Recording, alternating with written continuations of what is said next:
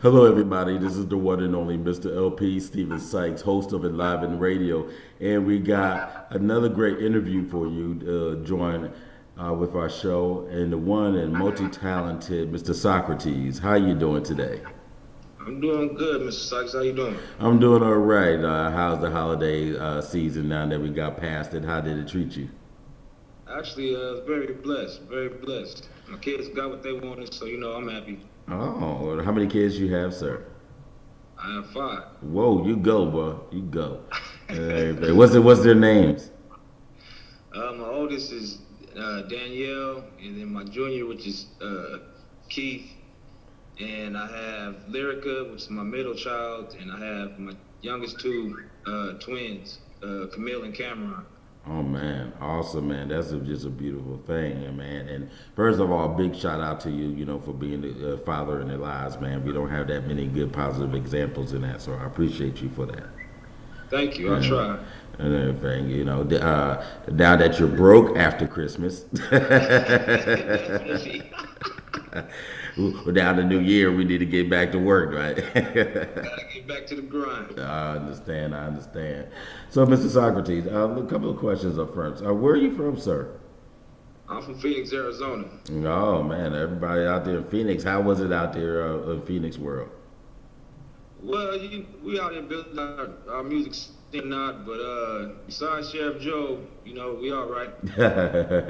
me and you, we'll walk up to Sheriff Joe and have a talk with him, and we'll fix him out. That dude's something else. Man, as a young black man, just dealing with other different cultures and things like that. How is it, dealing with that? Well, it's somewhat of a change that's happening, but like a lot of the elderly support that guy, and really they're the ones that go out and vote instead of the youth going out to vote. So if we wanted something to change, we had to make it happen on our own behalf. So really you can't complain too much if you ain't out there being active. Amen to that, man. Amen to that. So you grew up in Arizona all your life. Yeah, born and raised. What was you involved in while you were in school? Did you get involved in sports, activities, things like that? What was school like for you? Well, as a youth, I played football all my life. All through Pop Warner, all through high school. I played football. That was my main sport. Was you the star quarterback or what'd you do? Running back and cornerback. Oh, awesome. So you got some high school records we can look up? Oh yeah. Yeah. So the kids done got the story how you ran 150 yards across the field. Oh yeah, we got video footage of that too. Oh man, awesome. So now that you're after you got through high school and things like that and so forth, well, how did you come up with the name Soccradz? Well, actually, that name was given to me when I was about 17 years old.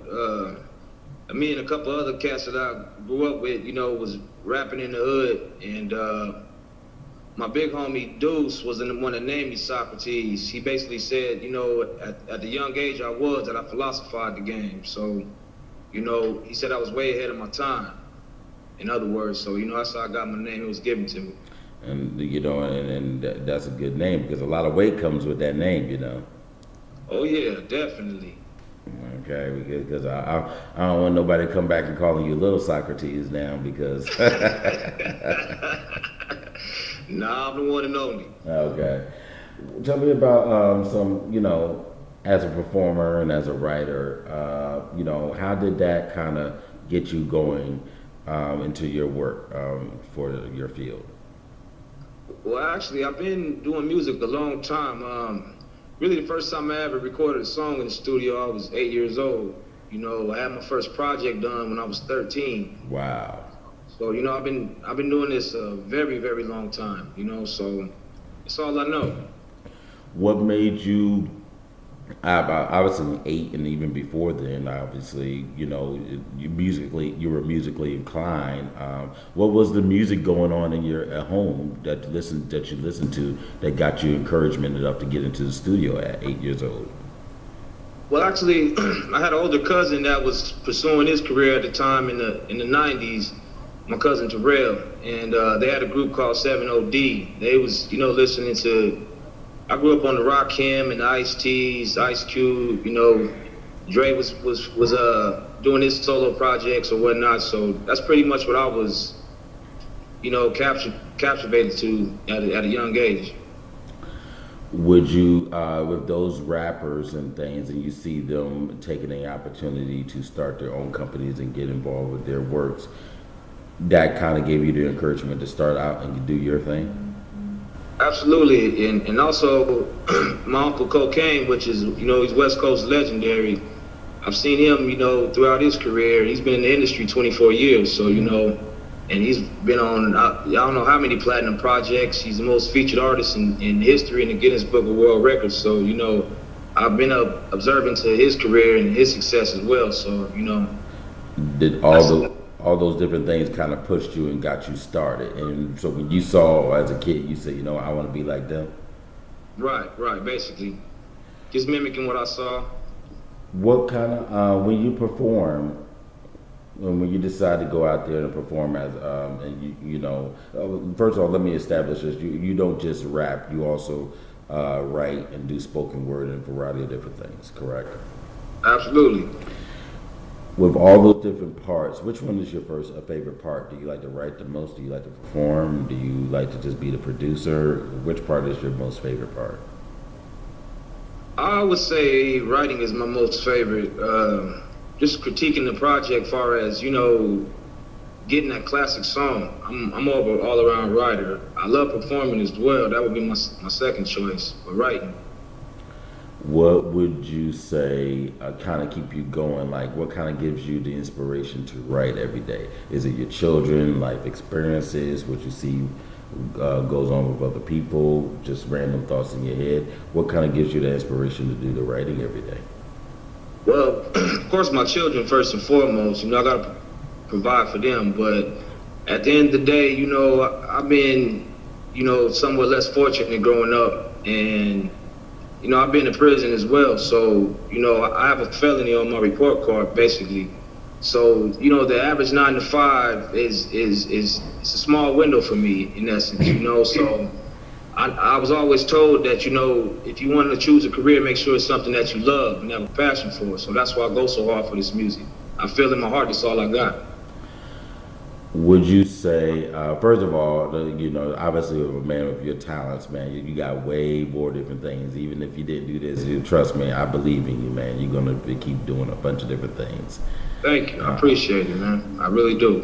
When you coming out of prison, if you want to elaborate, help yourself. But when you're going through a situation like that, when you walk that first day walking out, what was going through your mind?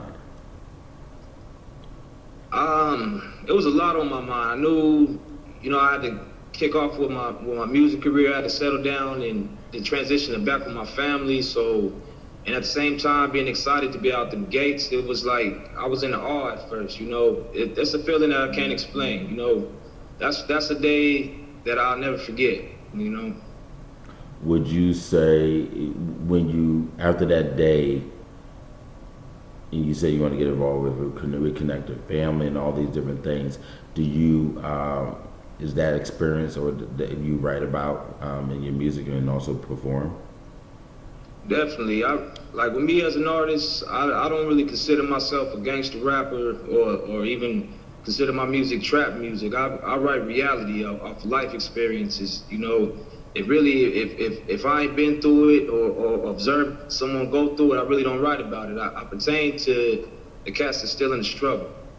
The people that's still going through it, that need that inspiration. That's the type of music that I write. Now the question, and here's a curious question: why do we see so many? Unfortunately, it's common practice over the years. They love to jail men, especially black men, Latino, Hispanic men, men of different ethnic backgrounds, and you see people for whatever reason glamorize it, use it as saying, "Okay, you need to go through this in order to move ahead," or it's the thing to do, and you see a lot of people. getting involved with that, and especially towards the late '90s and 2000s, it was just glamorized.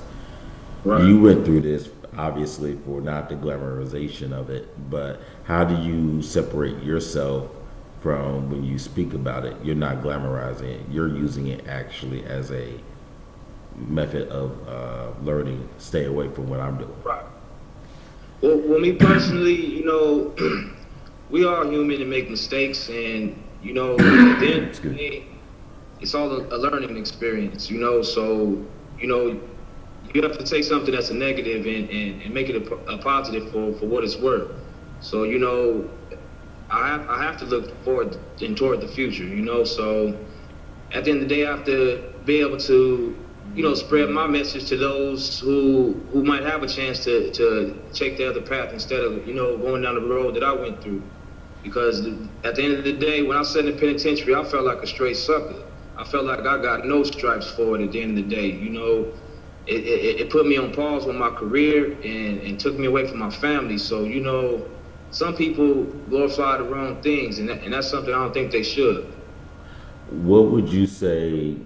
Obviously, your music is, to me, I don't want to classify it necessarily in one different genre because it's more inspirational. What would you, or inspiring?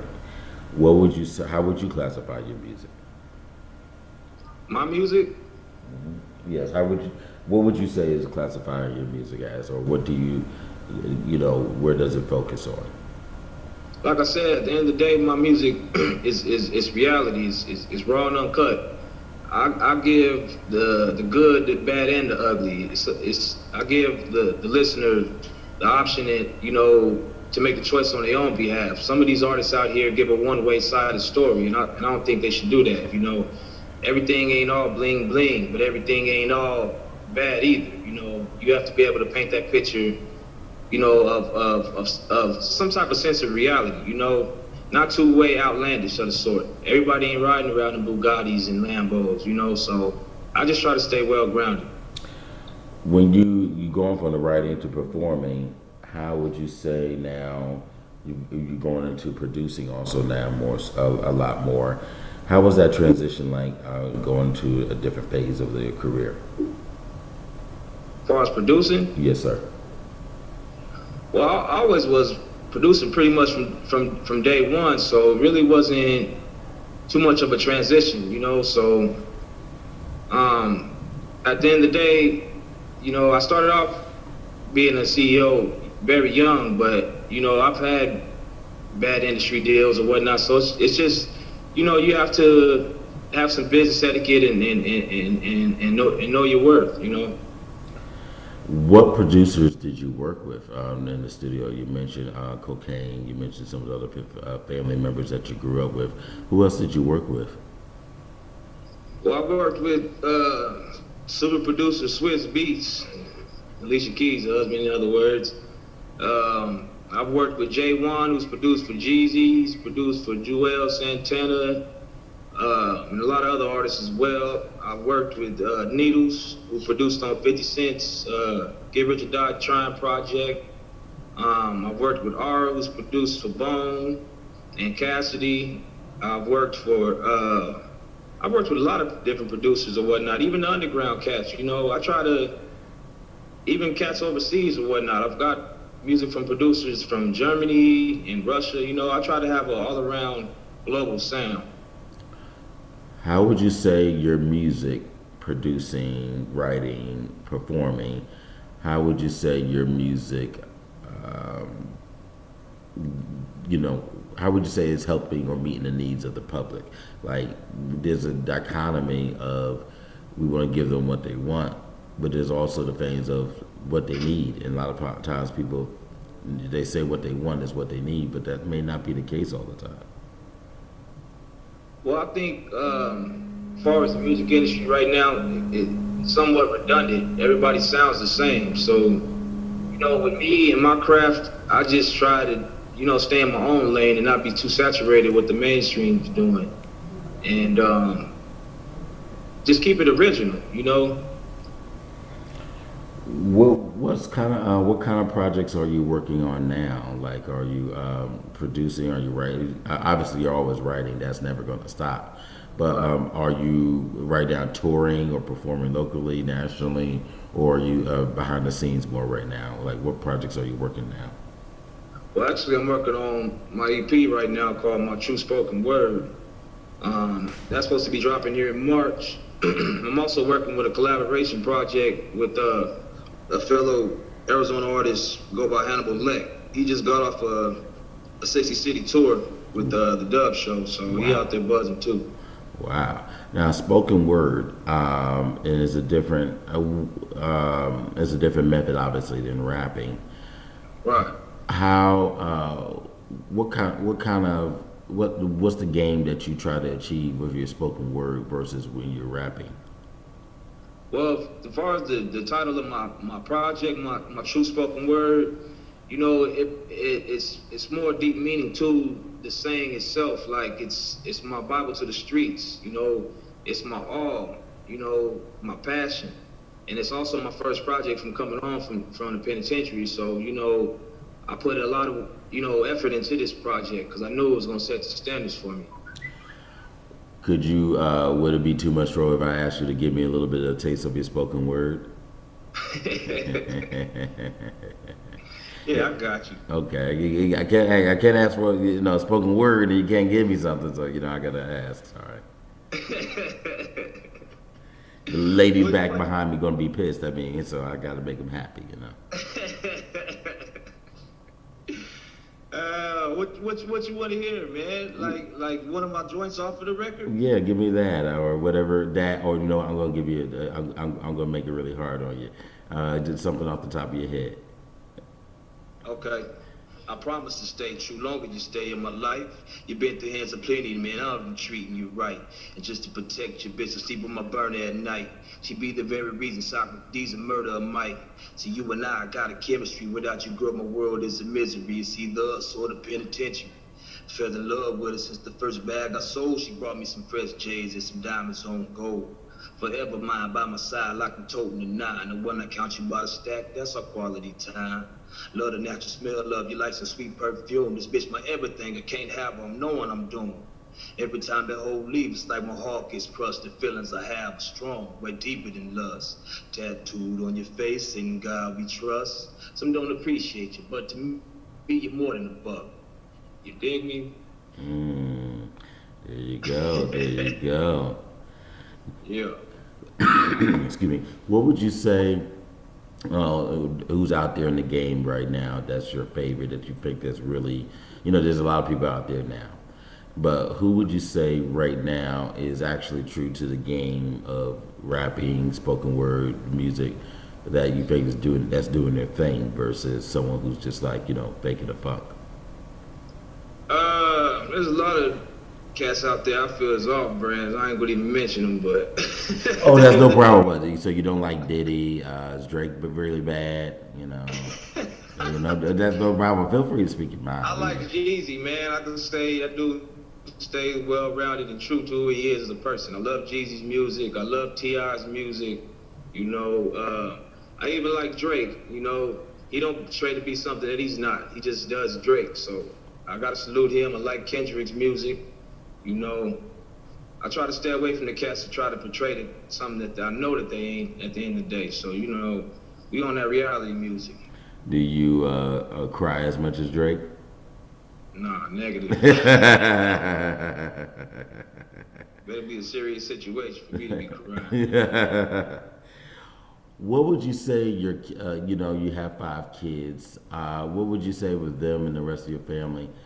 How is it how is that playing towards your music? You mentioned that, you know, they play a big role. How is it, like, do you come up with the music when you kiss each other, you know, from good night, or, you know, when they do something funny, trip and fall, and you as a father trying to pick them up, but not too much because they got to learn to get up on themselves, you know, how is that for you? Well, with me, I just, you know, I try to, you know, stay as family orientated as much as possible. You know, like I said, when I went to prison, the little things matter a whole lot more to me now, you know, so at the end of the day, I'm juggling, you know, being a father and pursuing my career at the same time. So, you know, they're patient with me and understand sometimes daddy got to go, but they know I love them at the end of the day. What's the hardest challenge as a father? You said you had your oldest your oldest child is a daughter. Yes. How old is she? She's 12. What's your challenge now besides worrying about I need to get a gun to shoot some bastards who touch my daughter? What's the challenge as a father? I just was speaking to their mother yesterday, and I told her, I said, man, I was just looking at Danielle, man, and I know I'm finna have to hurt somebody over my baby because, you know, she's gorgeous, and, you know, she's at that age where she's starting to develop, and I'm so scared, man, but I know she got to grow up someday.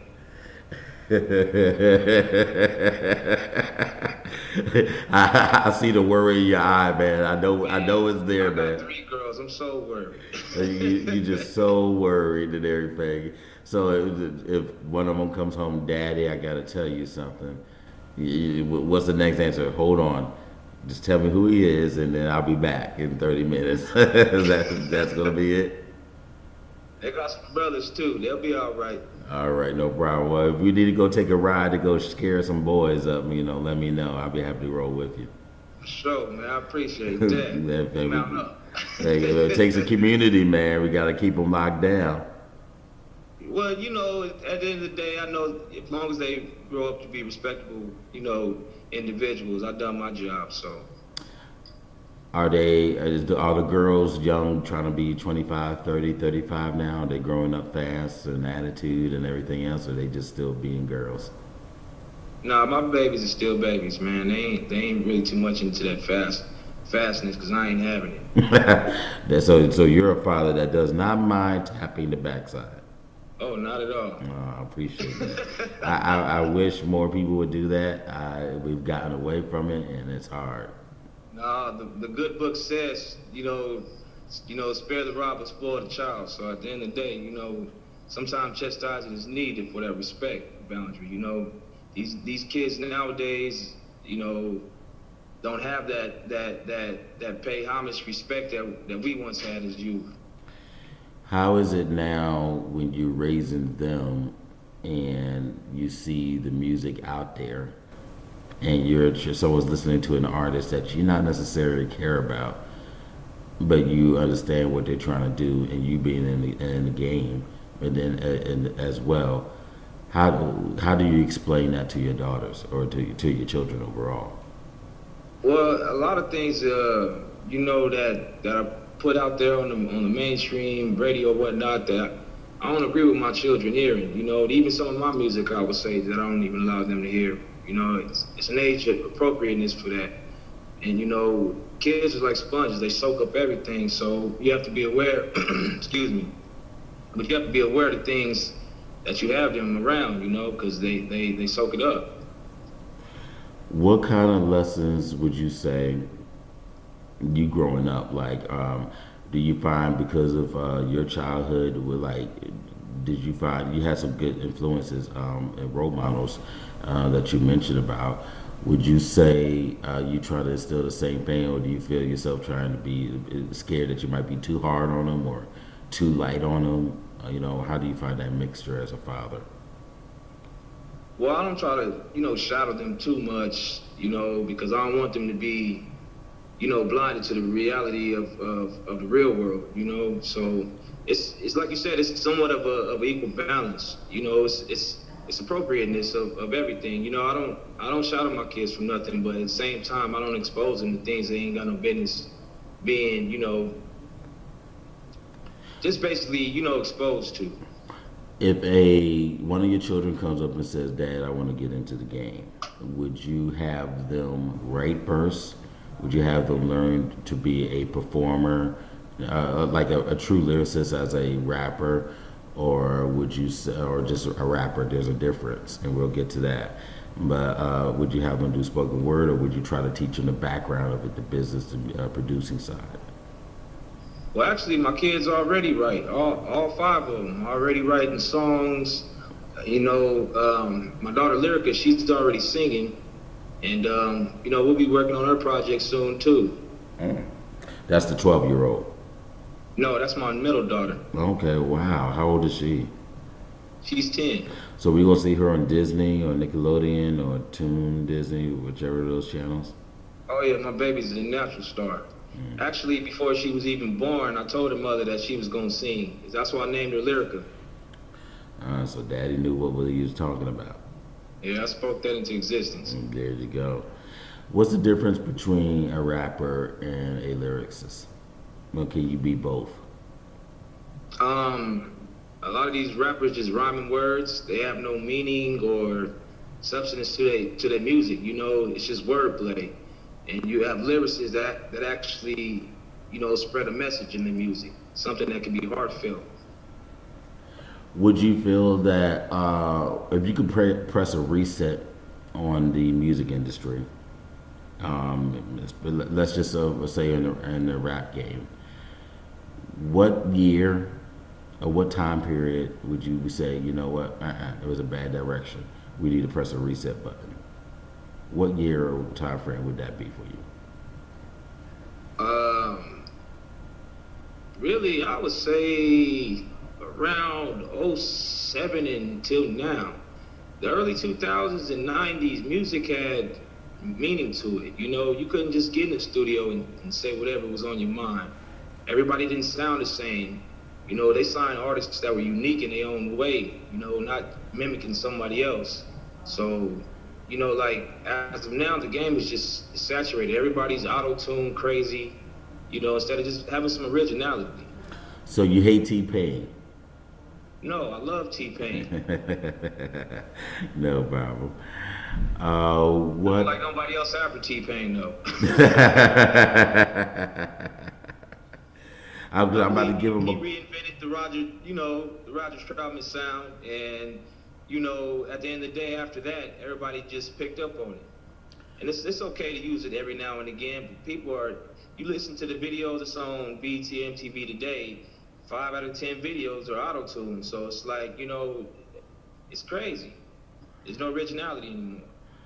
I was about to ask you that question regarding the videos. What would you think was the best done rap video out there, or just best video overall? It didn't have to be necessarily rap. What would you think was the best video of all time? Yeah, your favorite. What do you think that was really well done that captured the soul of the music, especially you being a writer, producer, performer?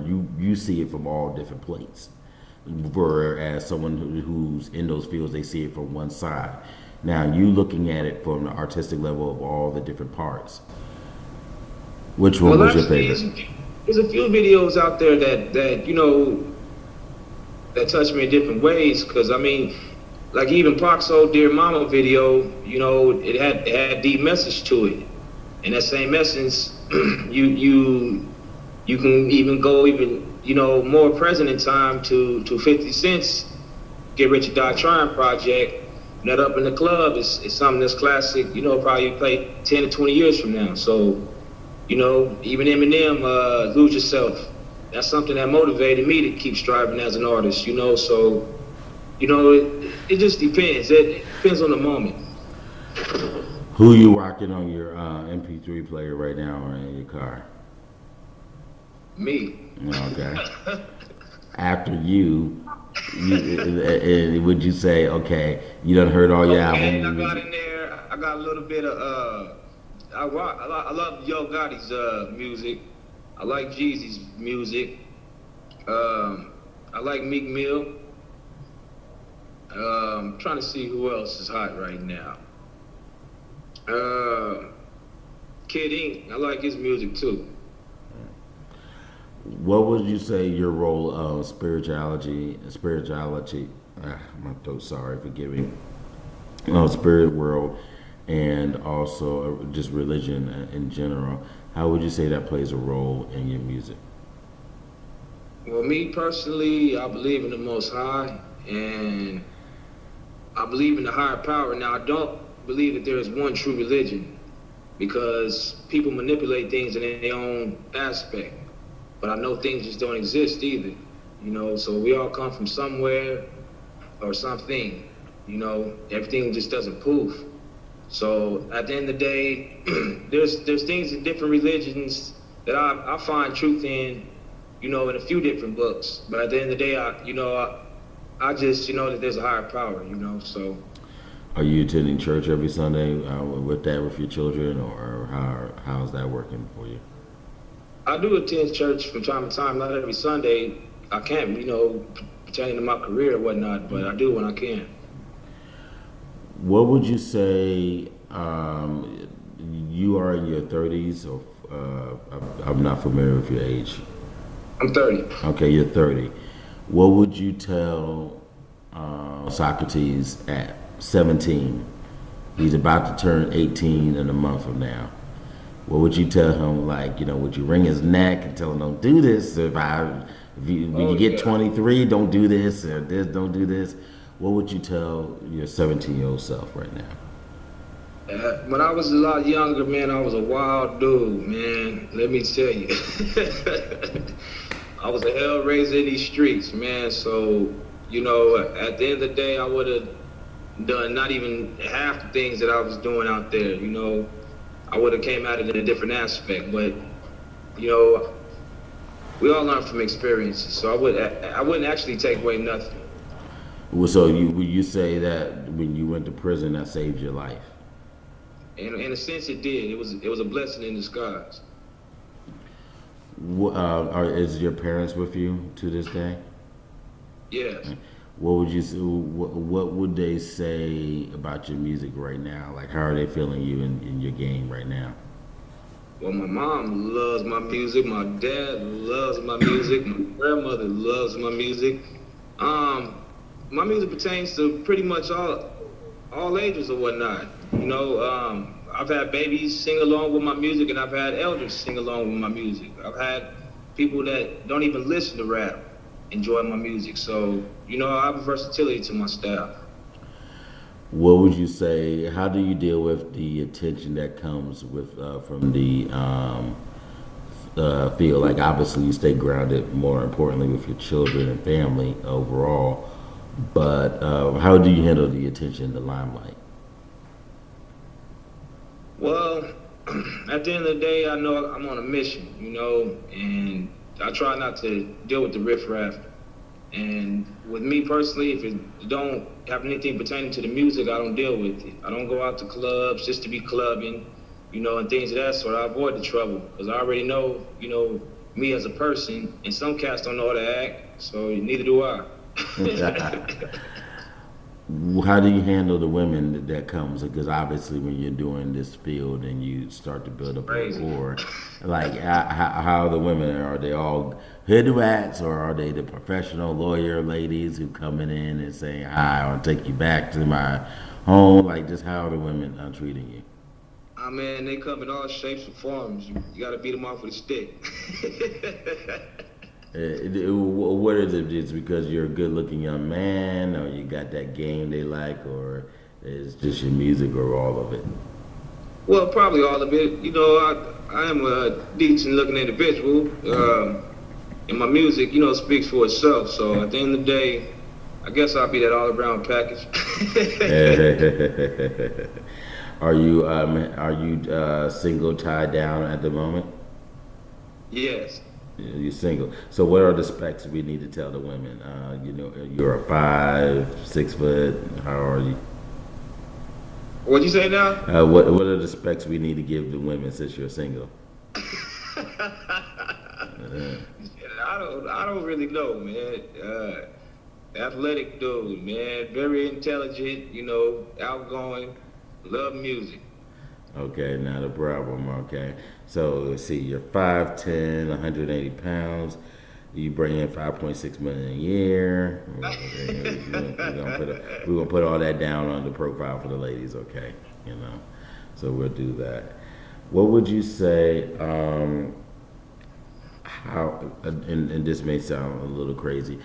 When you travel to different state to state and you perform, what is it? Do you try to change your music to fit a certain area of the country, or did you gain that attention like when you're in Atlanta, do you try to get a little bit of bang bounce? You try to get the hardcore out there, and you know the fierceness in New York. Do you try to get that Southern country grammar when you're in the South? You know, do you switch your game up to fit the mode of the population, or you a little bit, or do you just try to go roll with what you have? Well, pretty much, you know, you pertain to where your fan base is or whatnot.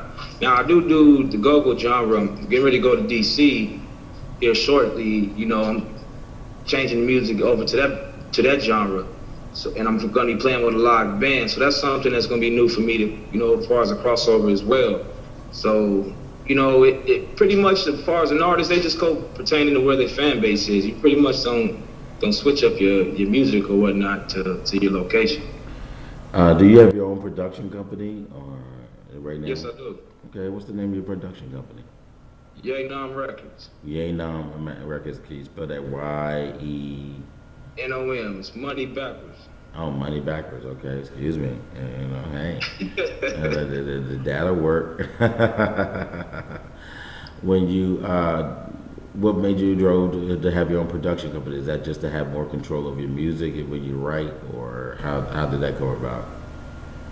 Well, yeah, definitely to have more control of your music, you know, your material. At the end of the day, the majors is coming to a halt, and the independence is the way. I was taught that at a young age. I've been having my company established since I was 19, so, you know, I've always had a vision of being a boss. So at the end of the day, you know, I wanted to be the one cutting checks. What are you doing to make sure you don't end up to be on, like, you know, Dr. Drew's show 20 years from now, you know, famous rappers now broke? You know, are you saving? Are you, you know, investing and things like that? Like, what are you doing to be an example of a financial connoisseur for your children and family? Well, me personally, I done, you know, ran through a whole lot of bread in my day, so I try to, you know, have some individuals that give me some guidance on, you know, as far as where I need to be investing in and whatnot. But at the end of the day, there ain't been a rich man in America, or I should say in the world, that ain't took a business risk. So you gotta be able to, you know, go all in if you want that reward. And thus, that's the good thing in investing in yourself and starting your production company. Do you have any artists on your production company? Yes, I do. How many artists you have? What are their names? Well, we have Dash Money, and my R&B artist, Official. And we also have Heat Low. I'm sorry, what was that? Meatloaf or Heat Loaf? Heat. Heath. Okay. H-E-A-T. Okay. Heat Loaf. Okay. Cool. So when you get some more female artists, you're gonna give them a call and say, "Hey, Mr. LP is gonna speak to you," right? Oh, definitely. Just want to make sure. So when I gonna get my copy of your record? You know, when you get it out and things, can I get my copy with your signed autograph? Oh, definitely. I got you, man, off top. Okay, because I want to put it up on the wall and say, "Yeah, that's my boy." You know, he's gonna have a whole lot of fun. So. I got you, man. I definitely won't forget. So when you coming to DC? I'm supposed to be out there actually in a few weeks. I'm waiting on the word from my manager. I'm supposed to be doing this record with Wale, so trying to see how that turns out. When you come through, you let us know. I'm gonna make sure bring ENLIVEN Radio and the whole crew of Legacy Internet Radio. We'll try to come out there and support you up in DC. It's not far from us, so we do what we can. Wow. And if you come down to Richmond, we'll definitely take care of you. We'll get you in house in the studio on the dot. That's what's up, man. Thank you. And that's no problem, man. Definitely need support. You know, we trust and believe any man. That's our motto for the company. Independence is the key to building your own legacy, and you are definitely doing that for you, your family, and regardless, the thing that impresses me, regardless of wherever you're at, as long as your children are taken care of and get something out of you, of a good image, that's all you care about, and absolutely, that's what you're doing. Shout outs to your family also for raising a good young man. Granted, we all go through some troubles, but you know, the fact that you overcome it shows the character and the strength in it. So keep on doing what you got to do. Thank you, man. I appreciate it. How can the fans here that's listening get to you? You're on Twitter, Facebook, your webpage, all the good stuff. Actually, I'm on website SoccradesTheDon.com, and they also can hit me up on Twitter at The Real Soccradz, or they can check me out on SoundCloud, Reverb Nation. You can just Google me pretty much and find my music anywhere. Could you spell your Soccradz for us? I can spell it, but better you do it. It's spelled Soccradz. Soccradz. Soccradz, okay, not a problem. Well, Mr. Soccradz, I thank you very much, man, and keep doing what you got to do, man, and we appreciate it. And ENLIVEN Radio supports you, and we're going to keep on going, okay? Thank you, man. I appreciate you. Much love. No, much love, and you have a blessed one. You too, bro. God bless. God bless.